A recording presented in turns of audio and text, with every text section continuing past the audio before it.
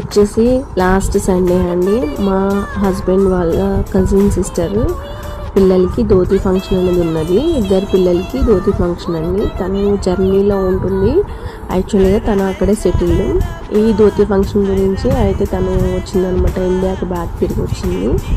So మేము కూడా కలిసినట్టు ఉంటుంది కదా అని చెప్పి ఫంక్షన్ అనేది మిస్ అవ్వకుండా అయితే వెళ్ళాము. మనం అప్పుడప్పుడు అలాంటి ఫంక్షన్స్కి అటెండ్ అయితేనే కదండి మన పిల్లలతో మనకి ఎవరెవరు ఏమవుతారు ఏంటి రిలేషన్స్ అని వాళ్ళకి తెలుస్తాయి కదా, మర్చిపోకుండా ఉంటారు అని చెప్పేసి ఎలాగో సండేనే వచ్చిందని చెప్పి మా ఫ్యామిలీ అంతా ఆ ఫంక్షన్కి అయితే అటెండ్ అయ్యాము. చాలా సింపుల్గా, నీట్గా, డిగ్నిఫైడ్గా చాలా కండక్ట్ చేశారు. ఫుడ్లో కూడా వెరైటీస్ చాలా వెజ్ నాన్ వెజ్ రెండు ఐటమ్స్ అయితే ఉన్నాయండి. నెక్స్ట్ చాలా రోజుల తర్వాత వచ్చింది కదా ఆడబిడ్డ అనేది, తనకి బియ్యం కూడా పోసారు. అమ్మ అక్కడ కార్యక్రమం అంతా అయిపోయిన తర్వాత మేము పక్కనే ఉన్న నెక్సెస్ మాల్కి అయితే వెళ్ళాము.